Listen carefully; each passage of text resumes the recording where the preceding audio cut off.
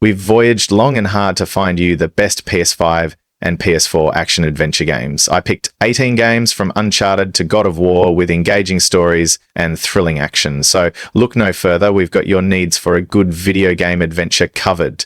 However, we are going to exclude fully open world, roguelike, or RPG-influenced titles. So no Marvel, Spider-Man, Ghost of Tsushima, Returnal, or Shadow of Mordor, or our focus will be on more linear games that allow you to simply focus on the core gameplay mechanics without the need to fast travel from A to B.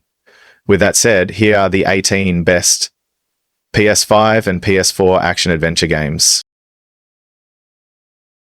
Ninja Gaiden 2 Black is a remastered version of Ninja Gaiden Sigma 2, which can be a good or a bad thing depending on where your preference in the series' past lies. Despite the subtle changes purists may notice, this is still very much a challenging martial arts combat game with a story that takes crazy twists and turns and pushes your mastery of the protagonist's skills to their limit.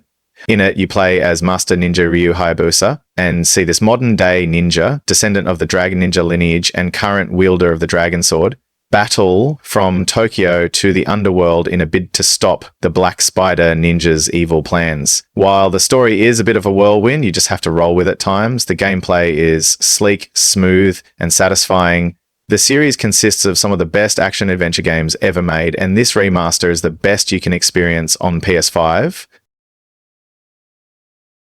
Quantic Dream has made some pretty great interactive narrative games over the years, which lean into the action-adventure category, but particularly with the dystopian sci-fi game, Detroit Become Human, released on PS4. It's not quite a pure action-adventure, with most of the action being investigations and talking.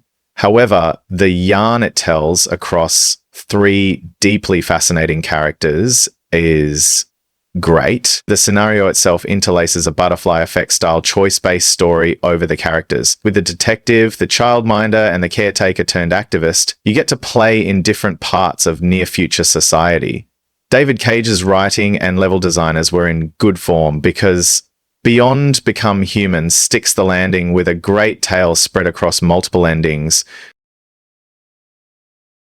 A Plague Tale Requiem is a continuation of the very pure action-adventure title, with linearity pushing you through stunningly created environments. Taking on the role of Amicia de Rune after the events of the first game, your ill brother Hugo is still doing freaky things with rats, and you need to help him by taking down the Inquisition, tasked with finding him.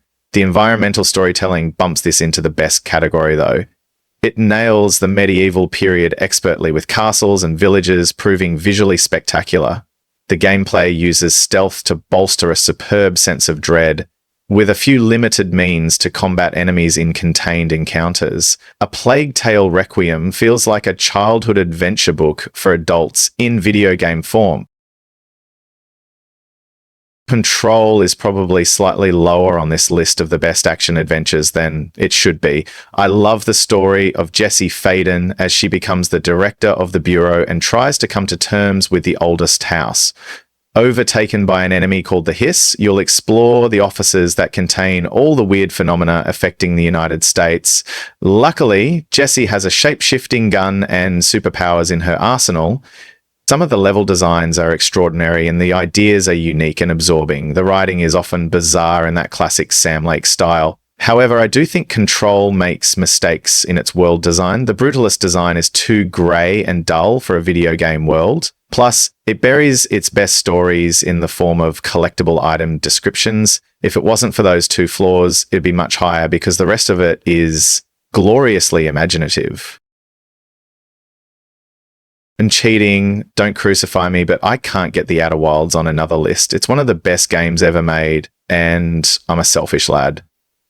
The spacefaring adventuring is exciting beyond reason, and the action revolves around spaceships and puzzles. If you want more shooting guns, look away, but at least try and be engrossed in this superb voyage in the stars. Featuring a sun repeatedly exploding and a 20-minute time loop, you wake up to an alien spaceship in crisis, and it's your job to travel to space and work out the mystery behind it all. Creativity abounds in Outer Wilds. You'll see a typhoon-ridden planet, fly into space fish, and be thrown from one planet to another in a dust storm.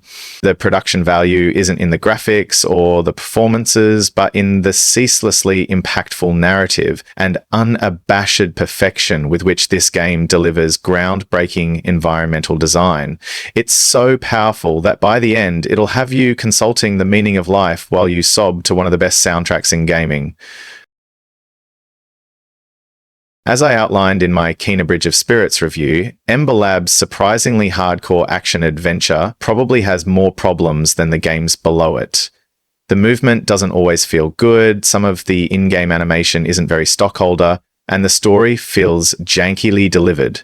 However, Kena makes up for all of that by having a soul. It's got a heart-wrenching story delivered in gorgeous animated short. It's also got a luscious green world that made me truly believe in the PS5 for the first time. Finally, the combat, platforming, and puzzling are great fun. Kena Bridge of Spirits has all the touchstones to make it one of your favorite games, even if it lacks polish. Ratchet and Clank Rift Apart is a video game vacation. After all these years, Ratchet and Clank remains a tense, bombastic action-adventure series. At its very core, light exploration is all well and good, but if you think for 1 second you won't have to circle strafe, blast your way through ever tougher hordes of enemies and bosses to see those end credits, you have this series confused. I'm not sure Hidden Gem applies here because Hellblade Senua's Sacrifice has had plenty of awards, but I still think it's an underplayed action-adventure. Wielding a world of Norse and Celtic mythology on one hand and the psychosis-troubled Pict protagonist Senua on the other, Hellblade creates a unique and haunting dark fantasy tale. It's a pretty plain action-adventure. It's not mixing with those silly other genres. You'll be exploring the scenery and solving puzzles as you see things others can't, giving us looks at the gods of Norse and Celtic myth in a delightfully innovative way. I need to praise the lack of a heads-up display too, which allows the player to soak up the gorgeous world without distraction. A special game this. I was, and still am, feeling the Marvel fatigue. It's a testament to Guardians of the Galaxy, then, that I spent the entire game energized like a raccoon joking with his humanoid tree friend. Because that's what the power of friendship does.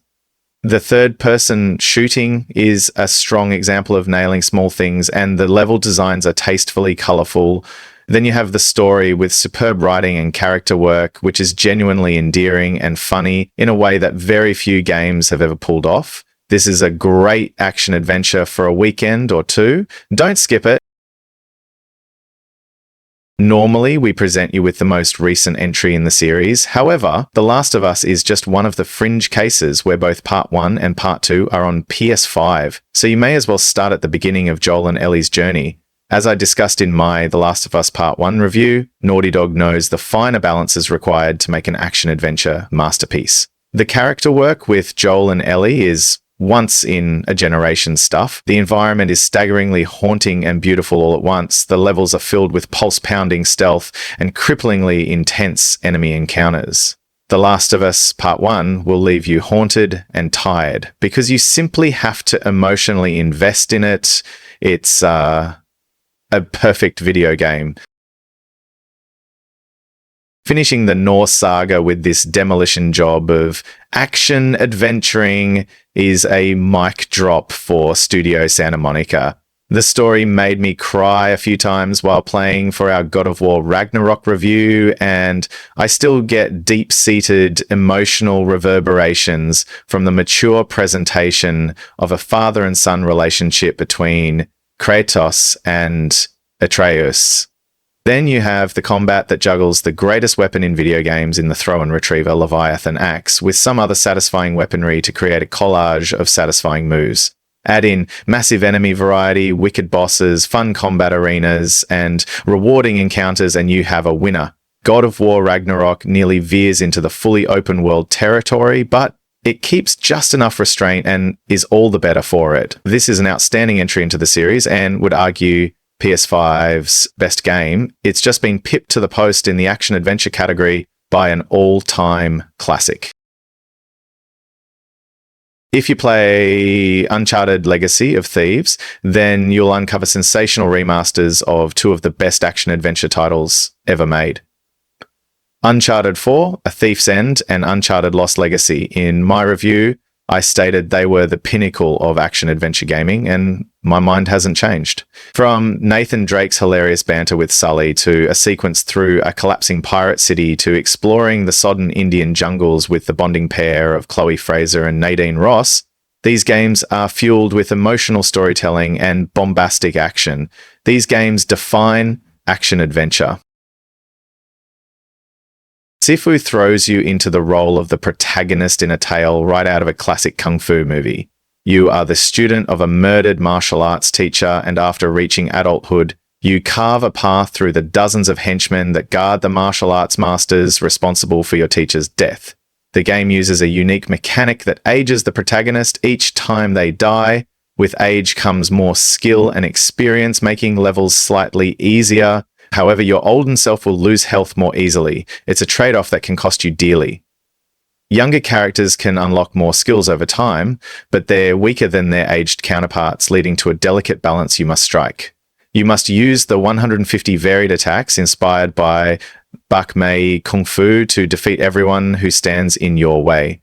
This includes some of the most spectacular boss fights I've ever played through. It makes every level feel like a long fight scene from a movie, and you never want to look away. Linear action-adventure games really are a dying breed in the PS5 era. It's hard to find a game that just focuses hard on the combat and on telling a compelling story without getting too bogged down on giving us a full open world to explore. It's that classic action-adventure vibe that really sings in Black Myth Wukong, making the game feel like a throwback to the PS2 era of action games. In this one, you play as a reincarnation of Sun Wukong in a loose adaptation of the classic Chinese novel Journey to the West. Throughout the game, you blast your way through countless creative and impressive boss fights, each making a real spectacle of the PS5's power. So long as you're prepared to get your head around the game's technical dodges, you'll have a blast battling through this wild, twisting adventure. Batman Arkham Asylum is probably the best of the Batman Arkham trilogy. It's super contained, with just one creepy island, with plenty of mysteries to unravel, villains leaping off the screen, and an environmental design that will melt your mind in its glory. The Metroidvania-style design helps funnel you from a finely honed narrative beat to an expertly designed environment over and over, with rhythmic combat filled with gadgets and combos to keep Batman cracking and snapping through enemies. It's no wonder everything for the following 10 years would take inspiration from Batman Arkham. I haven't even mentioned Batman or the overarching story yet, but yes, they help amp this action-adventure trilogy up to 11. This incredible reboot of the Tomb Raider series is worth playing back to front, but dare say it, the first entry of the Survivor trilogy was the best game. Seeing Lara's new origin story was awesome, her growth throughout, and witnessing some spectacular set pieces too. The bow was a fantastic new piece of kit, even though the iconic dual pistols will live forever as Lara's true weapons of choice.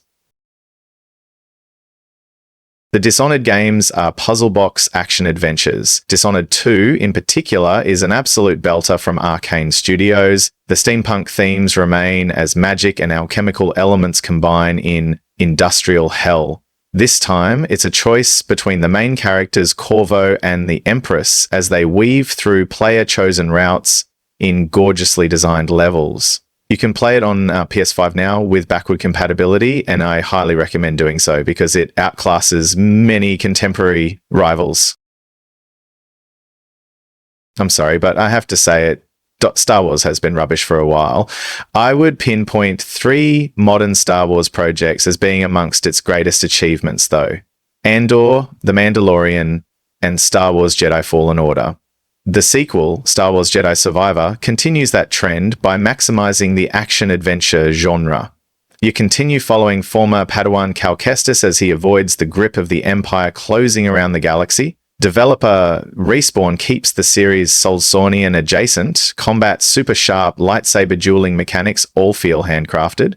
The worlds you explore are truly magnificent and tailored for fun. The story is full of rich texture. Survivor is made with love and care, and you can tell